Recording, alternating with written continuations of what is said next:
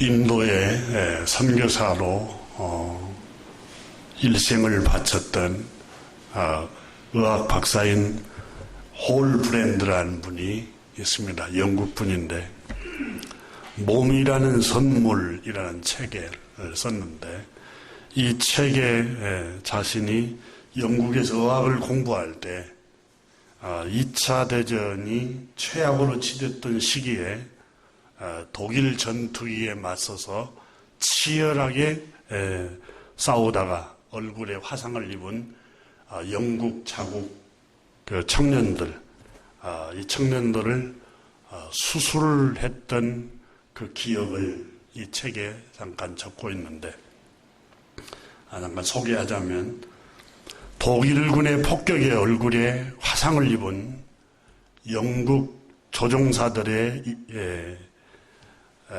모습이 알아볼 수 없을 정도로 일그러져 버려서 가까운 가족들도 알아볼 수 없게 되었다라고 적었습니다. 다행히 목숨은 위태롭지 않았지만 마침내 눈 부위, 코, 또 입, 다 이식수술, 다른 피부에서 피부를 떼다가 수술을 해서 재생을 시킨다고 했지만은 가족들도 알아볼 수 없을 만큼 얼굴이 만신창이가 되어버렸던 것이다라고 적었습니다. 이 폴 브랜드 박사가 근데 그 중에 수술을 했던 여러 사람들 가운데 포스트라는 공군 조종사 얘기를 써놨습니다. 태어나는 날에 이날이 다가오자 그는 점점 더 불안해지는 마음을 나에게 털어놓았다. 거울이 문제입니다. 이제 사고 난 얼굴에 못 미치는 모조품과 같은 거울 속에 자신의 새 얼굴 모습을 보면서 자신도 생판 모르는 얼굴이 되어버린 모습을 보고 절망에 빠졌다라고 적었습니다.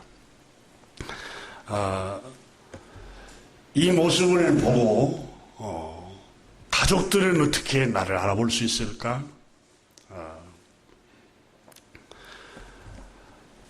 하는 두려움이 그를 이렇게 감싸왔고 또 다른 두려움이 몰려왔다.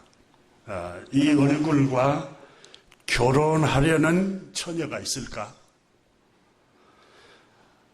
이 얼굴로, 이 일그러진 얼굴로 일자리를 얻을 수는 있을까? 막상 새 얼굴로 세상에 나가려 하니 중요한 것은 하나뿐이었는데 가족들과 친한 친구들이 어떤 반응을 보일까? 안면을 재건한 의료진의 치료적 차원은 별로 중요하지 않습니다. 의술로 할 수 있는 것은 다 했다는 말에 가족들이 어떻게 반응할 것인가? 그 결정에 그들은 어색하게 삐죽삐죽 얼마나 머뭇거릴까? 아니면 무조건 나의 상처, 아픔을 받아주고 사랑해 줄까? 이렇게 이 사람이 번민을 했던 얘기를 기록하면서 나중에 심리학자들이 이 전쟁에서 화상을 입고 수술했던 영국의 공군 조종사들의 삶을 추적했다고 합니다. 그 중에 일부는 연인이나 아내가 새 얼굴을 수술해서 일그러진 그 외모, 그 얼굴을 보고 받아들이지 못하고 떠나버리고 이혼을 청구하기도 했고,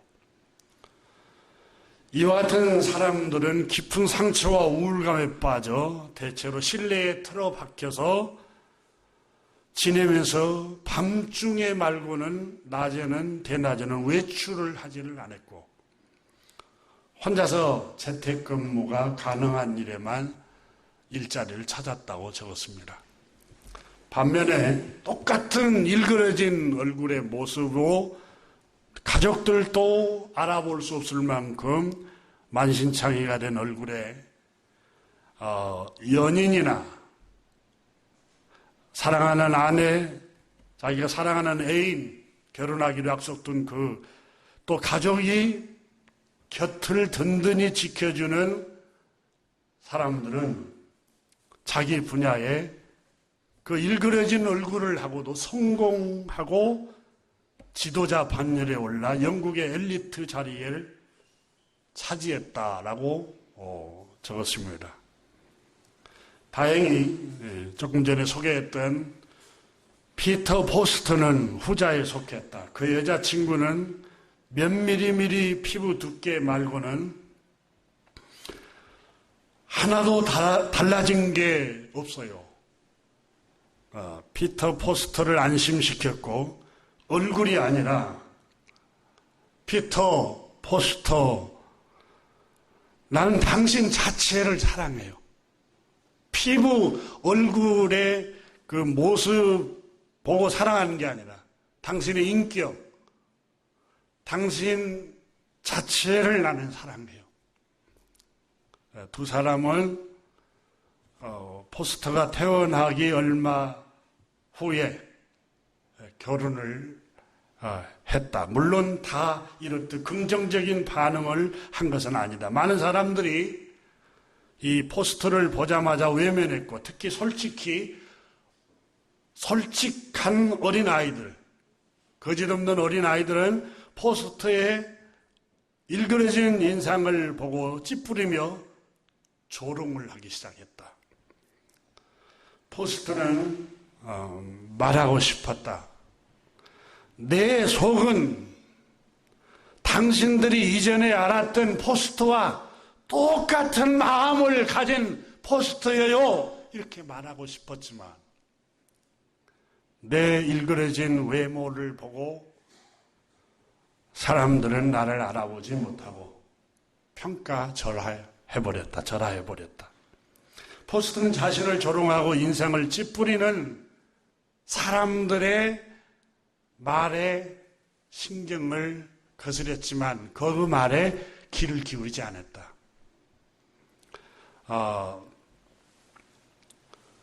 그리고 항상 자신을 향해서 따뜻한 미소를 지어주고 격려를 해주는, 당신의 피부 몇 미리미리 그 껍질 때문에 사랑하는 게 아니에요. 당신 인격, 당신 자체를 나는 사랑해요 하는 아내를 향해서 미소를 짓고 격려해주는 그의 아내 쪽으로 눈길을 돌리는 버릇을 들였다. 따뜻한 미소를 지어주는 사랑한 아내는 내 거울이 되어주었고 내게 새로운 자아상을 만들어 주었다. 지금도 내 기분이 어떻든 간에 아내를 바라보면 아내는 따뜻한 사랑의 미소를 짓고 늘 격려의 눈빛으로 나를 쳐다봐요. 이것이 내가 일그러진 얼굴을 가지고 있으면서도 상처와 아픔을 다 딛고 일어설 수 있는 힘이었어요. 하고 그 책에 그분이 고백한 것을 홀브랜드 박사는 적었습니다. 그러면서 행복한 삶을 살아가는 비결은 여러분 끝까지 함께 해주고 함께 옆에 있어주고 용기를 주고 새 힘을 얻는 따뜻한 미소를 지어주었던 격려를 해줬던 그 아내의 긍정적인 믿음 때문에 자기는 행복한 삶을 살 수 있었다는 겁니다. 저는 이 책을 읽으면서 정말 놀라운 내 마음에 도전을 준 것 가운데 하나가, 여러분, 따뜻한 미소와 긍정적인 말을 하는 사람의 말을 귀를 기울이라는 거예요. 자꾸 조롱하고 비난하고 상처주고 부정적인 말에 귀를 기울이지 말라는 거예요. 그래서 성경에 여러분, 내 종이 하는 말을 엿듣지 말라 그랬어요. 여러분, 종이 주인에 대해서 좋은 얘기 하겠어요? 노동을 시키고 집안일 시키고 그런데 부정적인 말을 엿들으려면 여러분 마음이 상하고 상처받게 되니까 여러분을 격려해주고 따뜻한 손길로 따뜻한 미소를 지어주고 위안을 주고 용기를 주는 그 말에 귀를 기울이라는 거예요.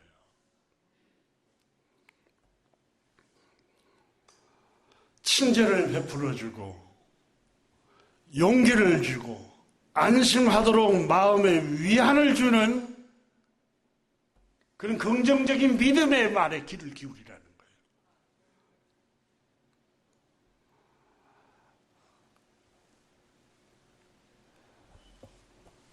하나님의 말씀이 이와 같습니다. 하나님의 말씀은 우리에게 용기를 줍니다. 우리가 실수하고 죄를 범하고 또 넘어져도 실패해도 주님은 우리를 버리지 않으십니다. 여러분, 하나님의 말씀에 믿음으로 사는 의인들은 7번 실패하고 7번 넘어져도 다시 일어섭니다. 이렇게 하나님의 말씀은 실패하고 또 넘어지고 또 실수해도 다시 일어서면 됩니다라고 용기를 줍니다. 사람들은 실수하면 실패하면 멸시합니다. 조소합니다. 수군거립니다. 상처를 줍니다. 가장 가까운 가족들도 실패하고 실수하면 정죄의 눈빛으로 또 조롱하는 눈빛으로 바라볼 수도 있습니다. 그러나 우리 주님은 마태복음 11장에 수고하고 무거운 짐진 자들아 다 내게로 오라 그랬습니다. 내가 너희를 쉬게 하리라. 내가 온 것은 양으로 생명을 얻게 하고 더 풍성히 얻게 하려 합니다. 여러분, 이 말씀을 믿으시기를 주님의 이름으로 축원합니다. 우리 주님은 실패한 사람들, 물론 실패하지 않는 사람을 위해서도 왔어요. 그러나 주님은 넘어진 사람들을 위해서 왔습니다. 죄인을 부르러 오셨다. 죄인이 누굽니까? 실패한 사람들, 실수한 사람들, 넘어진 사람들을 정죄하고 돌 던지고 침 뱉고 이러는 사람들 가운데 주님은 그들을 이렇게 세워주고 손잡아주고 용기를 주고 다시 세워주기 위해서 우리 주님이 오신 겁니다.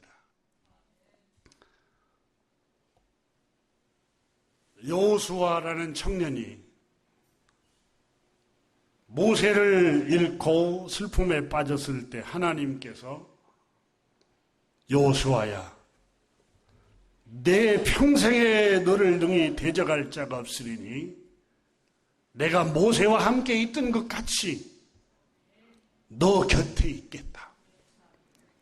내가 너를 떠나지 아니하며 버리지 아니하리라 그랬습니다. 여러분, 하나님은 우리와 함께 계십니다.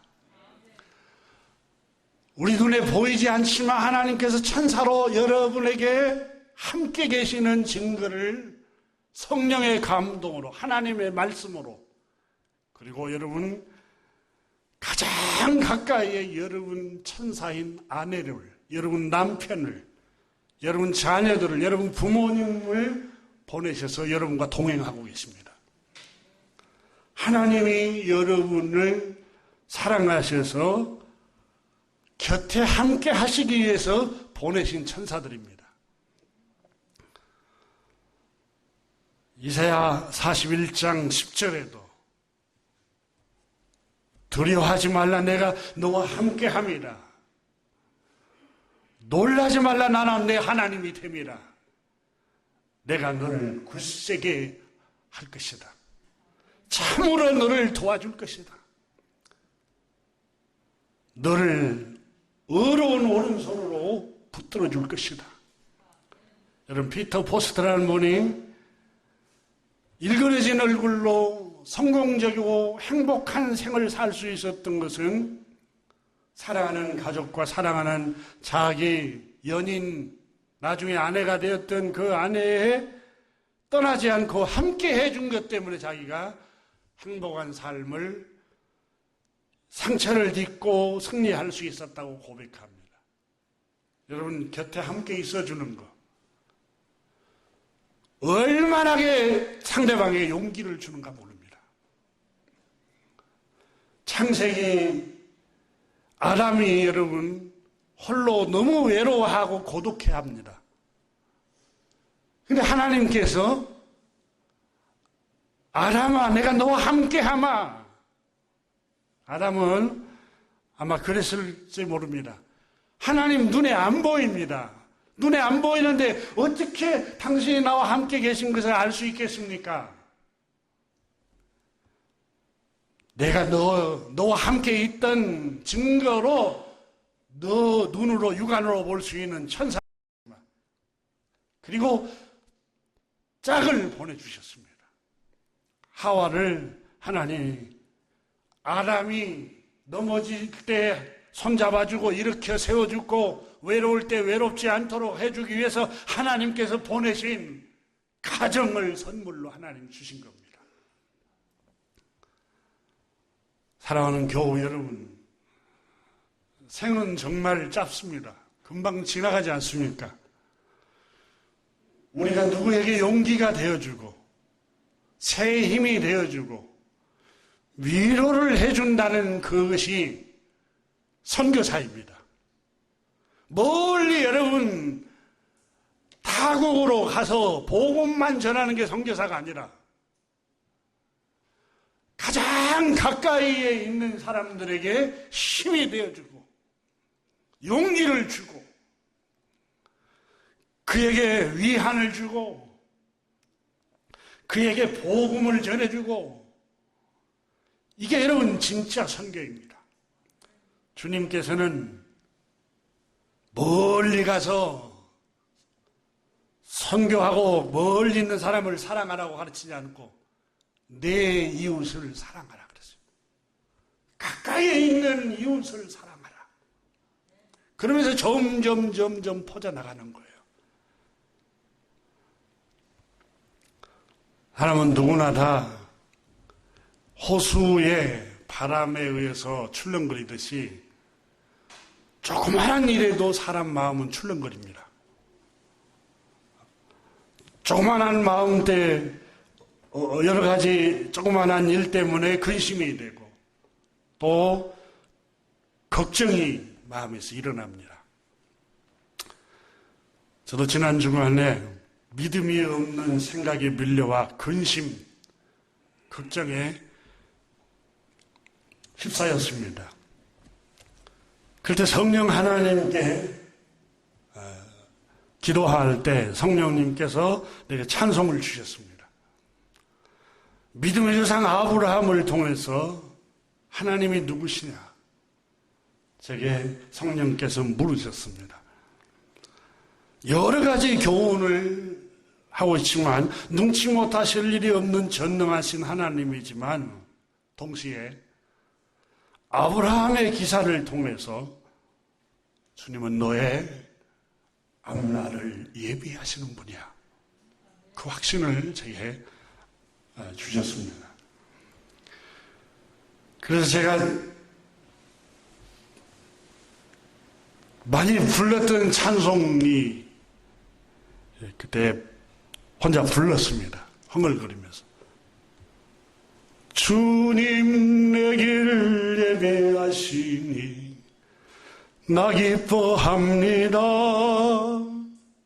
주님 내 길 예비하시니 나 기뻐합니다.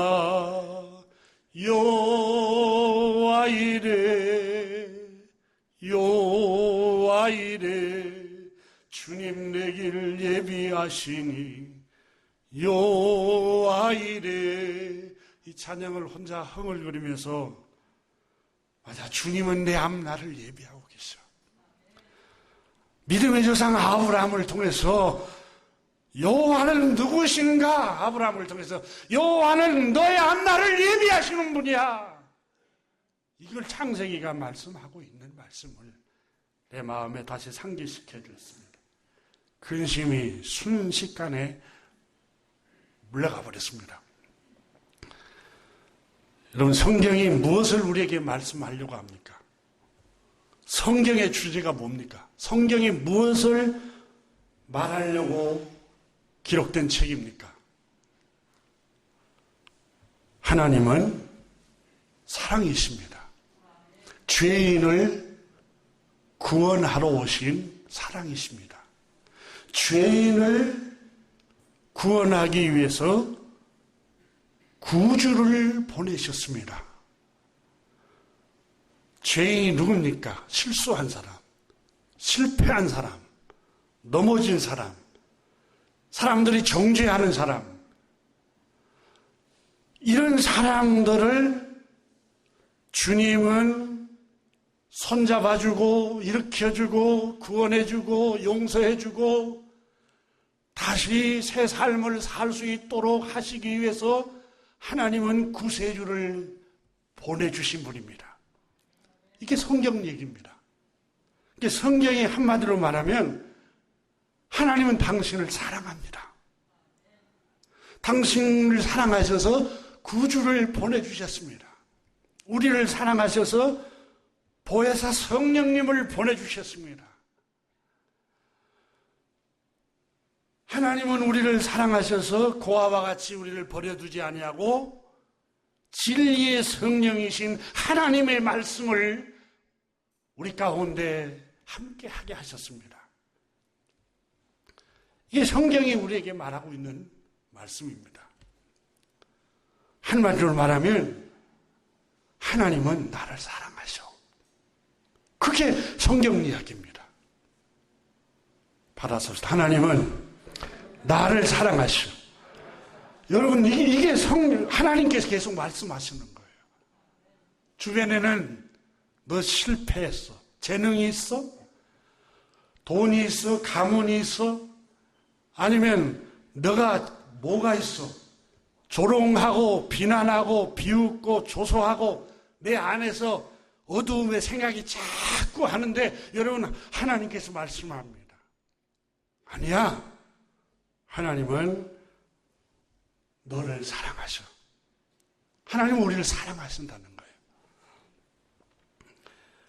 바울 선생님은 오늘 본문 말씀에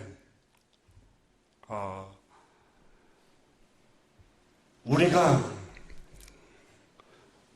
믿음으로 의롭게 된 백성들입니다. 하나님이 우리를 사랑하셔서 우리를 구속하시기 위해서, 죄에서 구원하시기 위해서 구세주 예수 그리스도를 보내주셨습니다. 우리가 지은 죄값을 대신해서 죄 없으신 하나님의 아들을 죄값으로 십자가에 내어주시고 우리를 용서하셨습니다. 우리에게는 더 이상 저주가 없습니다. 사망이 없습니다. 예수님을 구주로 믿는 우리 모두는 하나님의 자녀가 됐습니다. 값없이 죄 용서함을 받았습니다. 죄가 많은 우리에게 하나님이 더 큰 은혜를 부어주셨습니다. 그러면서 이렇게 논쟁을 해가면서 바울 선생은 그런데 그러면 유대인들이 이런 생각을 질문했습니다. 바울 선생을 비난하면서. 주님이 하나님께서 죄인을 위해서 구세주를 보내셨고 죄가 많은 곳에 은혜가 더 많다고 한다면 은혜를 받기 위해서 죄를 계속해서 지어야 되겠네요? 이렇게 바울을 비난한 사람이 있었습니다. 그래서 오늘 본문 여러분 로마서 6장 1절을 보십시오. 그런즉 우리가 무슨 말을 하리요? 은혜를 더하게 하려고 죄에 거하겠느냐? 그러니까 은혜가 많은 곳에 죄가 많은 곳에 은혜가 많고 죄인을 위해서 하나님께서 구세주를 보내주셨고 죄인된 우리에게 하나님의 은혜를 물붓듯이 풍성하게 부어주셨다면 은혜를 더 받기 위해서 우리가 계속해서 죄 가운데 거해야 되겠네요? 이렇게 유대인들 중에는 바울 선생을 비난한 사람이 있었습니다. 바울 선생이 대답을 합니다. 은혜를 더 받으려고 여전히 죄 가운데 더 생활하고 죄 가운데 살아야만 할까요? 2절에서 뭐라고 말합니까? 그럴 수 없느니라 이렇게 말하고 있는 거예요. 믿음으로 의롭다 하심을 입은 구원받은 하나님의 백성들은 2절을 보세요. 그럴 수 없느니라. 죄에 대하여 죽은 우리가 어찌 그 가운데 더 살리요. 이렇게 바울 선생은 단호하게 얘기를 하고 있습니다. 여러분, 그리스도인이 누구입니까? 그리스도인의 정체성에 대해서 말씀합니다. 그리스도인의 정체성이 무엇입니까? 죄에 대하여 죽은 자요. 어찌 죄에 대하여 죽은 우리가 죄 가운데에서 또 생활할 수 있겠습니까? 절대로 그럴 수 없습니다. 이렇게 말하고 있는 겁니다. 그러면서 3절에서 그리스도인이 누구인가를 더 확실하게 말씀합니다. 물은 그리스도 예수와 합하여 세례를 받은 우리는 그의 죽으심과 합하여 세례를 받은 줄을 알지 못하느냐? 왜 알지 못합니까? 우리는 그리스도와 함께 연합된 몸입니다. 그 말입니다. 그리스도와 함께 한 몸이 된 사람들이 그리스도인입니다. 그런데 어떻게 죄 가운데 살겠다고 그렇게 비난합니까? 절대로 그럴 수가 없습니다. 4절에서 다시 더 반복해서 설명합니다. 그러므로 우리가 그의 죽으심과 합하여 세례를 받음으로 그와 함께 장사되었나니 이는 아버지의 영광으로 말미암아 그리스도를 죽은 자 가운데서 살리심과 같이 우리로 또한 새 생명 가운데 행하려 함이라. 이게 그리스도인입니다.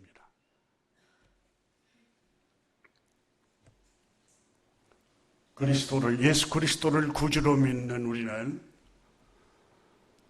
예수 그리스도와 연합된 한 몸을 가진 사람들입니다. 그리스도와 함께 연합되었고 우리의 옛사람은 그리스도를 영접하기 전에 옛사람은 세례를 받았습니다. 십자가에 못 박히고 말았습니다. 이제는 우리는 예수님을 구주로 영접을 해서 죄 용서함을 받고 의롭다 하심을 얻었고 하나님의 자녀가 된 새 생명을 가진 사람들입니다. 그런데 어떻게 죄 가운데에서 여전히 이방인과 같이 똑같이 죄 가운데서 생활을 할 수 있단 말입니까? 절대 그럴 수 없습니다. 여러분, 우리가 이 말씀을 이해하지 못하면 값싼 복음에 빠져서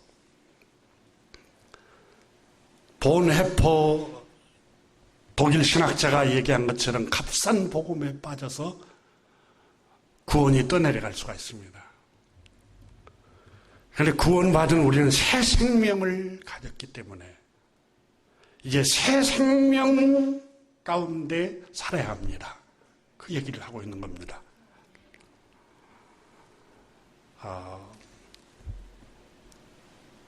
아담이 범죄한 이후에 인간은 본성이 전적으로 타락되어 있습니다. 창세기 6장 5절에 보면 창세기에 아담이 범죄한 이후에 6장에 가면 하나님께서 물로 땅을 심판하시는 기사가 기록이 됩니다. 그런데 그때 창세기 6장 5절에 여호와께서 사람의 죄악이 세상에 가득함과 그의 마음으로 생각하는 모든 계획이 항상 악할 뿐임을 보시고 항상 악하다는 거예요. 항상 악할 뿐임을 보시고 창세기 8장 21절에 보면은 사람의 마음이 계획하는 바가 어려서부터 악함이라 이렇게 기록하고 있어요. 책을 읽어보면은 여러분 어린 아이들 가운데 동생이 태어나면 형이나 언니, 누나가 동생이 세상에 안 태어났으면 하는 생각을 하는 경우들이 하다 그런다고 기록이 되고 있는데 실제로 그런 경우들이 여러분 근데 어려서부터 사랑을 뺏기기 때문에 혼자 사랑받고 싶어서 그래서 어려서부터 계획하는 바가 악하다 그 말은 이 악하다는 말은 여러분 자기 중심적으로 생각한다는 거예요. 이게 모든 게 자기 중심이에요. 내 중심에서 나에게 불리하면 그 악한 거고 불의를 행해도 나한테 이익이 되면 그 사람이 선한 거고 이게 모든 사물을 바라볼 때 자기 중심으로 바라보는 거예요. 모든 게 이게 사람이 죄로 타락한 이후에 모든 게 자기 중심에서 사물을 바라봐요. 얼마나 인간이 죄로 타락한 모습이 부패한 모습입니까? 하나님께서는 의로우신 분이잖아요. 거룩하신 분이잖아요. 그 거룩하신 하나님은 죄를 역겨워하시고 진노하시고 심판하십니다. 그래서 죄의 삭은 사망이요 라고 선언했습니다. 모든 사람은 하나님의 진노 아래 있고 죄를 범했기 때문에 저주와 사망에 이르게 되었습니다. 긍휼이 풍성하신 하나님께서는 이 죄와 저주와 사망에서 우리를 영원한 심판과 형벌로부터 구원하시기 위해서 죄인들을 위해서 구주를 보내주셨습니다. 우리 주 예수 그리스도 구주를 보내주셨습니다. 그래서 그분을 마음으로 나의 구주로 영접하고 믿기만 하면 전적으로 타락한 우리 인간의 죄, 형벌로부터, 죄로부터서 우리를 죄인임에도 불구하고 값없이 의롭다고 칭해준 거예요. 하나님이 불쌍히 여기셔서 우리를. 그래서 우리가 하나님의 자녀가 됐고 하나님 백성이 되었고 흑암의 권세 아래서 건짐을 받고 하나님 나라로 옮기는 하나님 백성이 되었어요. 그래서 바울 선생은 지금 유대인이잖아요. 자신도 율법으로 의로워지려고 어렸을 때부터 율법으로 수행을 했잖아요. 그 율법으로 말하면 자기는 흠이 없는 자요 할 정도로 8일 만에 할례를 행하고 바리새인 중에 바리새인 교육을 받고 철저하게 율법을 지키며 살았어요. 근데 율법의 행위로는 하나님의 의에 이를 수 없다는 걸 깨달아요. 만물보다 부패한 게 사람 자기의 마음, 자기의 생각, 마음, 내면이라고 고백을 했어요. 선한 것이 자기 안에 없다는 것을 발견을 해요. 그리고 율법의 행위로는 인간은 의로워질 수 없는 존재구나 라는 사실을 깨달아요. 그리고 율법이 말하려고 하는 것은 내가 죄인이라는 사실을 깨닫게 하는 생명의 빛이구나. 이걸 깨닫게 됩니다. 그래서 로마서 3장 19절에 우리가 알거니와 무릇 율법이 말하는 바는 율법 아래 있는 자들에게 말하는 것이니 이는 모든 입을 막고 온 세상으로 하나님의 심판 아래 있게 하려 합니다. 그러므로 율법의 행위로는 그 앞에 어렵다 하심을 육체가 없나니 율법으로는 죄를 깨달음이라.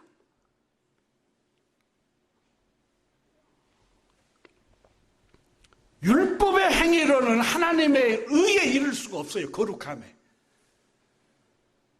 율법은 오히려 내가 얼마만큼 부패하고 간사하고 악하고 엄난하고 더럽고 추한가를 내가 죄인이라는 걸 철저하게 비춰주고 깨닫게 하는 생명의 빛이라는 거예요.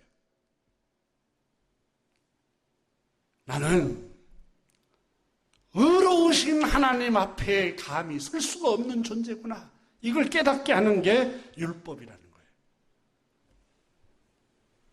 그러므로 유대인 여러분이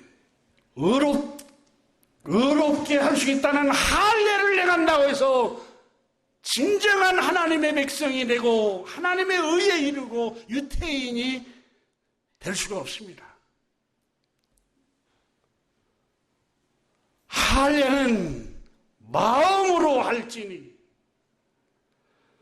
표면적인 할례가 아니요 심령의 마음이 할례를 받아야 진정한 할례입니다라고 유대인들에게 말하면서 율법으로는 우리가 율법을 지키고 율법으로 행위로는 의로워질 수가 없습니다. 율법의 규정을 지키고 할례를 행하고 계명을 지켜서는 우리가 의로워질 수가 없습니다. 우리 유대인들이 율법을 어려서부터 공부하고 암송하고 율법대로 준수하고 이러지만 율법으로는 인간은 하나님의 의에 도달할 수가 없습니다. 율법으로 의로워지려고 했고 율법으로 의롭다고 생각했던 유대인들이 그 복음을 전하는 바울 선생을 왜 미워했겠어요? 미워할 수밖에 없어요. 그것으로 오히려 그것은 여러분을 죄인이라는 사실을 깨닫게 하는 생명의 빛입니다. 자기들은 그걸로 의로워질 수 있다고 생각했는데 그건 오히려 여러분을 비추는 죄인이라는 사실을 알려주는 하나님의 빛입니다. 그러니까 돌로 쳐서 죽이려고 했던 거예요. 바울 선생을 죽이기 전까지는 내가 물도 마시지도 않고 먹지도 않겠다고 하는 나선 사람이 사도행전에 40명, 유대인들 40명 있었잖아요.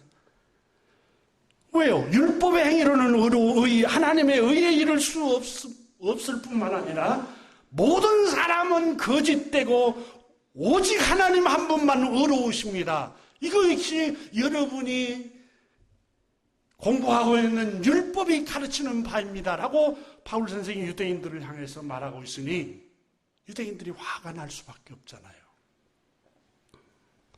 로마서 3장 4절 그럴 수 없느니라.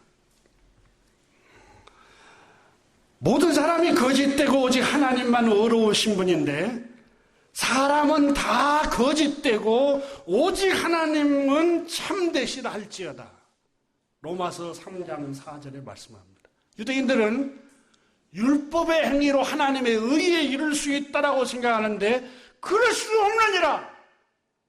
사람은 다 거짓됩니다. 오직 하나님 한 분만 의로우신 분입니다. 이렇게 말하니 유대인들이 여러분 얼마나 화가 났겠어요. 구절에 보면 그러면 어떠하냐? 우리는 나으냐? 유대인들이 나으냐? 결코 아니라 유대인이나 헬라인이나 다 죄 아래 있다고 우리가 이미 선언하였느니라. 기록된 바 의인은 없나니 하나도 없으며 제사장, 경건주의자, 경건 1회에 2번씩 금식한다고 율법을 지키고 규정을 지키고 어렵다고 생각하는 바리새파 사람, 율법학자 여러분, 의인은 없습니다. 하나도 없습니다. 여러분들도 다 거짓됩니다. 율법이 그걸 여러분에게 말씀하고 있습니다. 이렇게 말하니 유대인들이 얼마나 화가 났겠어요.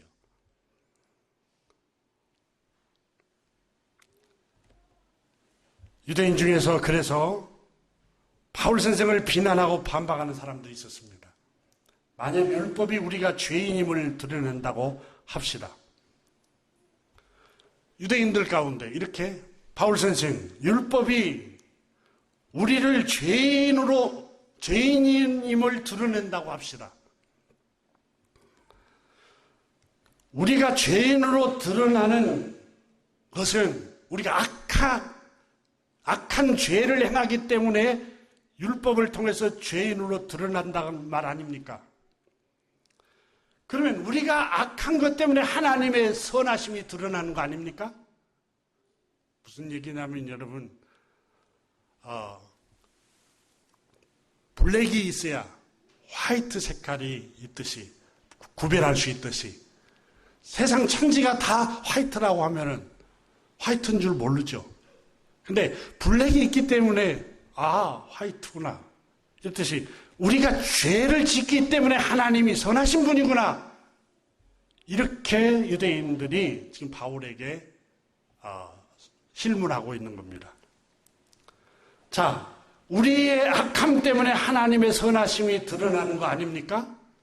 그렇다면 어째서 하나님이 우리를 심판하십니까? 바울 선생, 사람이 거짓되고 부패했다고 하나님은 참되시고 풍성하신 분이라고 하는데 우리의 거짓되고 부패함 때문에 하나님의 참되심과 풍성함이 하나님의 진실함과 어려움이 드러나는 거 아닙니까? 그렇다면 하나님의 선하심을 우리가 드러내고 있지 않습니까? 악을 행하고 죄를 지은 것 때문에. 그렇다면 우리도 어째서 하나님의 선하심을 드러내고 의를 드러낸데 우리를 하나님이 정죄한단 말입니까? 이렇게 여러분 중에는 비난하고 실문하고 조롱하는 사람도 있는데, 자, 여러분 로마서 3장 5절부터 8절에 그걸 기록을 해놨습니다. 그러나 우리가, 유대인들이 이렇게 말합니다. 우리 불의란 말은 죄와 악함이, 거짓됨이, 우리의 불의가 하나님의 의를 드러나게 한다면 무슨 말 하래요? 당신 무슨 대답을 하겠소? 진노를 내리시는 하나님이, 내가 사람의 말하는 대로 말하노니 진노를 내리시는 하나님이 불의하시느냐? 다시 말하면 우리가 하나님의 선하심을 드러내고 의를 드러낸다면 하나님이 왜 우리를 심판한다는 말입니까? 하나님의 진노, 그것이 공평하지 않는 거 아닙니까? 이렇게 여러분 중에는 질문한 사람도 있는데 바울 선생이 6절에 말합니다. 3장 6절에 결코 그렇지 아니하니라. 만일 그러면 하나님께서 어찌 세상을 심판하시리요? 7절에 바울 선생이 또 대답합니다. 그러나 나의 거짓말로, 그러니까 우리들의 거짓말, 우리들의 죄, 악함, 더러움, 이 거짓말로 하나님의 의가, 하나님의 참되심이 더 드러난다면, 더 풍성해진다면, 그의 영광이 드러난다면, 그의 영광이 되었다면 어찌 내가 죄인처럼 심판을 받을 수 있단 말입니까? 이렇게 조롱하는 사람이 여러분 중에는 있는데 바울 선생이 지금 유대인들에게 말하고 있습니다.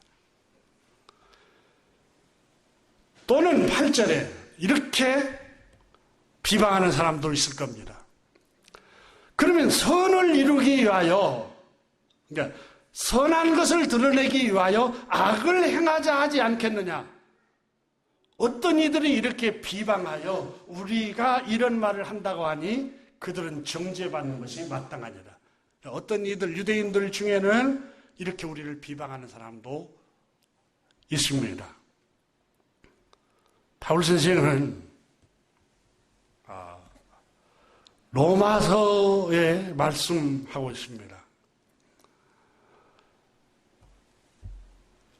모든 사람들은 아담 이후에 죄로 전적으로 부패하고 타락한 거짓된 사람들입니다. 본성이 부패한 인간은 스스로 율법의 행위로 어려워질 수가 없습니다. 율법은 조금 전에 얘기한 것처럼 나의 죄, 거짓됨, 부패함, 얼마나 추악하고 얼마나 간교하고 얼마나 사악한가를 들추어내는 생명의 빛입니다. 그러므로 율법의 행위로는 의로워질 수가 없으므로 인간은 죄의 결과로 저주와 심판에 있음을 아시고 하나님이 불쌍히 여기사 구원자를 보내주신 것입니다.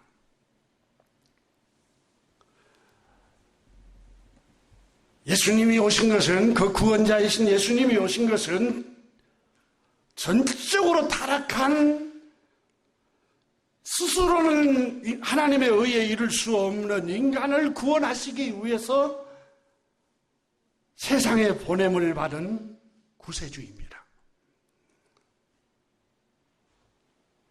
바울 선생은 유대인 여러분 중에 나 바울을 비난하고 반박하며 비방하는 사람이 있다고 들었습니다. 그러나 주님은 죄인을 위해서 오셨고 죄가 많은 곳에 은혜가 더 크게 부어주신다고 말씀하셨습니다. 그렇다고 우리가 여전히 죄 가운데 있어야만이 하나님의 은혜를 더 크게 받을 수 있는 것이 아닙니다.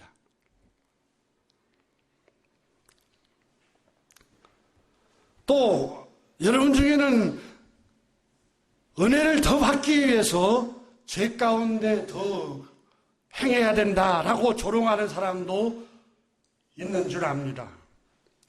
그런데 바울 선생은 단호하게 말합니다. 믿음으로 의롭다 하심을 받고 그저 주시는 선물로 우리가 죄인된 우리가 구원을 받은 우리가 은혜를 더 받으려고 죄 가운데 거할 수 있겠느냐. 오늘 본문 로마서 6장 1절 2절에서 그런지 우리가 무슨 말 하리요. 은혜를 더 하게 하려고 죄에 거하겠느냐?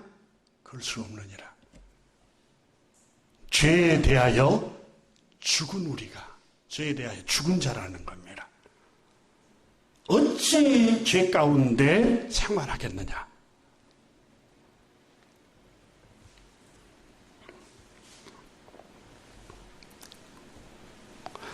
그리스도인이 누구입니까? 죄에 대하여 이미 죽은 자라는 겁니다. 죄에 대하여. 그래서 바울 선생은 우리가 로마서 6장에서 함께 읽었습니다마는 6장 10절 말씀부터 한번 6절 한번 보시죠. 6절 우리가 알거니와 우리의 옛사람이 예수와 함께 십자가에 못 박힌 것은 죄의 몸이 죽어 다시 우리가 죄의 종노릇 하지 아니하려 함이니 또 11절을 보십시오. 이와 같이 너희도 너 자신을 죄에 대하여 죽은 자요 하나님에 대하여는 살아있는 자로 여길지어다. 죄에 대하여는 죽은 자로 여기라는 거예요. 그리고 12절에 그러므로 너희는 죄가 너희 죽을 몸을 지배하지 못하게 하여 몸의 사욕에 순종하지 말고 그랬어요. 오직 너희 자신을 의의 무기로 하나님께 드려라. 죄가 너를 통치하지 못하게 해라. 14절에 말씀하고 있어요.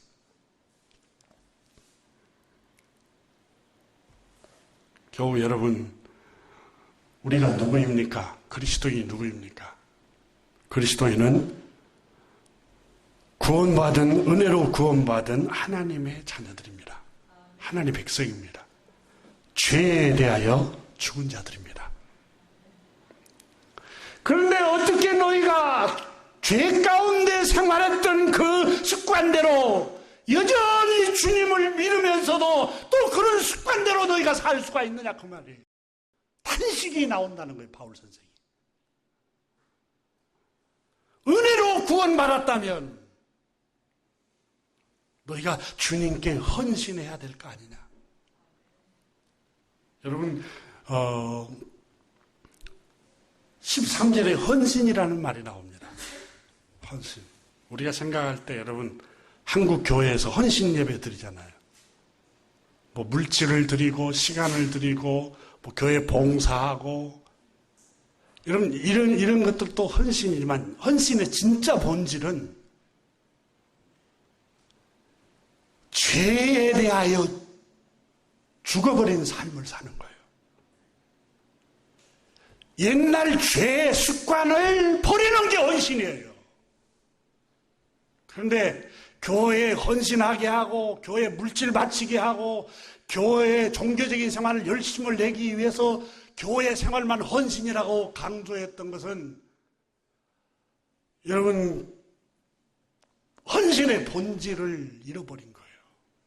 진짜 헌신은 오직 너희 자신을 하나님께 드리며 그랬잖아요. 헌신은 하나님께 드리는 걸 헌신이에요. 어떻게 해요? 의의 무기로 드리라. 선행을 행하는 게 헌신이에요. 선행을 행하는 게. 옛생활을 버리는 게 헌신이에요. 너희는 죄에 대하여 죽은 자들이라는 거예요. 근데 여전히 죄 가운데 살았던 그 습성을 아직도 가지고 있고 아직도 그걸 버리지 못하고 있고 하나님의 자녀가 되어서도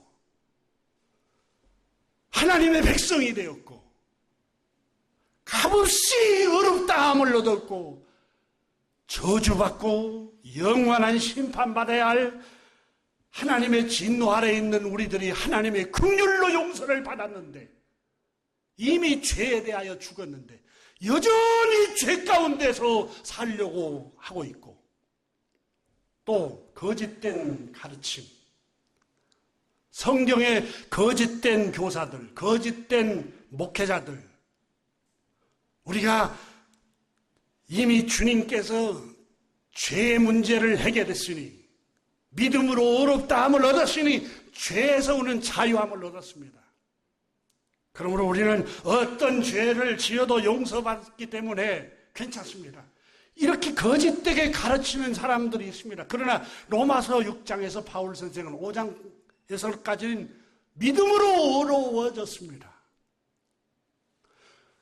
그러면 은혜가 더하기 때문에 죄가 있는 곳에 은혜가 더하기 때문에 죄를 계속해서 여전히 지어도 된다는 말입니까? 아닙니다. 그럴 수 없습니다. 죄에 대하여는 이미 죽은 사람들이 그리스도인입니다. 이렇게 단언하고 있는 겁니다.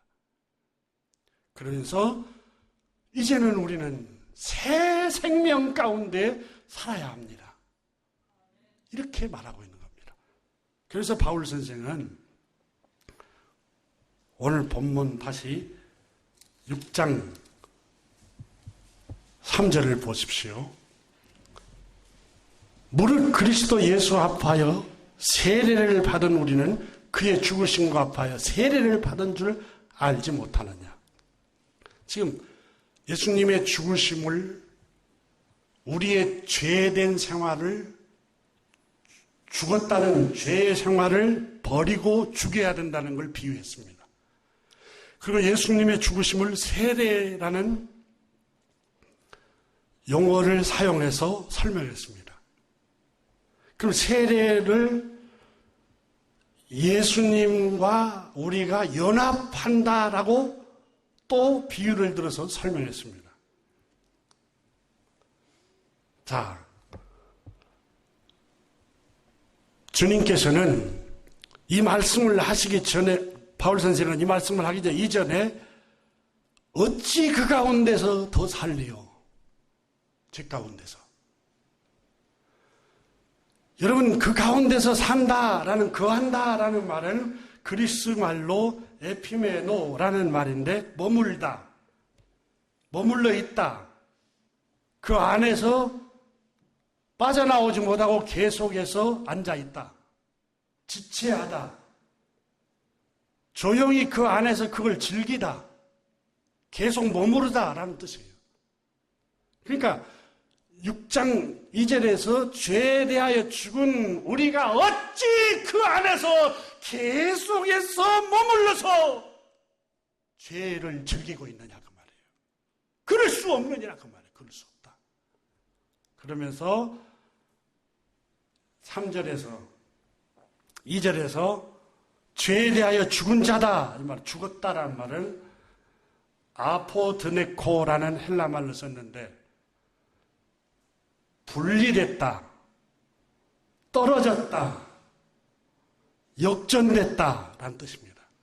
그러니까 죄에서 우리는 이미 떨어져 나온 사람들이에요. 죄의 종이 되었고 죄에 연합되었던 사람들이, 죄의 생활을 했던 사람들이 그 죄로부터서 떨어져 나왔어요. 새 생활을 하려고. 이게 그리스도인이에요. 그리스도인이 할렐루야 하면 아멘! 이게 그리스도인이 아니에요. 그리스도인, 새 생명을 얻은 사람이 누구예요? 죄에 대해서 떨어져 나오는 사람들, 새 생활을 하는 사람들, 새 생명을 가지고 새로운 생활, 새 생명 가운데 행하는 삶을 살아가는 사람들, 이게 그리스도인이에요. 여러분, 종교인하고 그리스도인은 다릅니다. 그리스도인은 새 생명 가운데 살아가는 사람들이에요.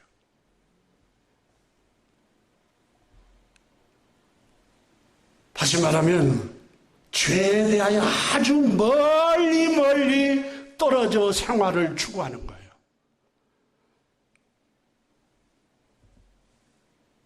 죄 가운데 살았던 옛 습관들을 버리는 거예요. 이게 그리스도인이에요. 죄 가운데 생활했던 탐욕, 더러움, 음란함, 욕정, 교만, 악의, 비방, 수군거림, 원망, 시기, 미움, 질투, 멀리 떨어져서 새 생활을 추구하는 게 그리스도인이에요. 오해하지 마세요. 그런 생활을 해야만이 구원에 이른다는 게 아니라, 구원받았기 때문에 그 죄로부터 멀리 떨어져서 생활하는 거예요. 이게 그리스도인이에요.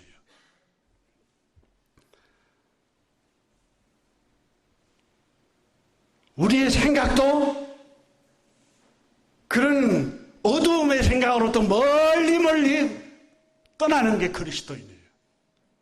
우리의 마음도, 품은 마음도, 행실도 어두움의 일로부터서 멀리 떠나는 게 그리스도인이에요. 주님 뜻대로 살기로 했네. 주님 뜻대로 살기로 했네. 주님 뜻대로 살기로 했네. 뒤돌아서지 않겠네. 이 세상 사람 날 몰라줘도 이 세상 사랑 날 몰라주어도 이 세상 사랑 날 몰라주어도 뒤돌아서지 않겠네. 이 그리스도입니다. 새 생명을 가진 사람은 성경을 여러분 어깨에 끼고 교회 나가는 게 구원받은 게 아니에요. 진짜 구원받은 사람들은 죄에 대하여 죽이는 생활을 하는 거예요. 그리고 끊임없이 새 생명 가운데 사는 거예요. 그럼 세례라는 말은 오늘 성경에 그리스도와 함께 우리가 세례를 받았다고 나오잖아요. 세례는 성경 원문에 밥티조라는 단어인데 물에 완전히 빠져버리다. 잠기다. 그러니까 물에 완전히 잠겨서 모습이 보이지 않는다. 그런 뜻이에요. 그러니까 다시 말하면 로마서 6장에 물은 그리스도 예수와 합하여 세례를 받은 우리는 그 말이에요. 옛사람이 세례 받아버렸어요. 옛사람이 완전히 사라졌어요. 옛 부패하고 더럽고 추하고 악한 죄악된 생활을 완전히 물에 잠겨서 죽이는 거예요. 그래서 바울 선생은 난 날마다 죽노라 그랬어요. 사랑하는 교회 여러분, 우리는 죄에 대하여 죽은 자들입니다. 하나님의 은혜로 구원을 받았지만 날마다 죄를 죽여야 돼요. 우리 안에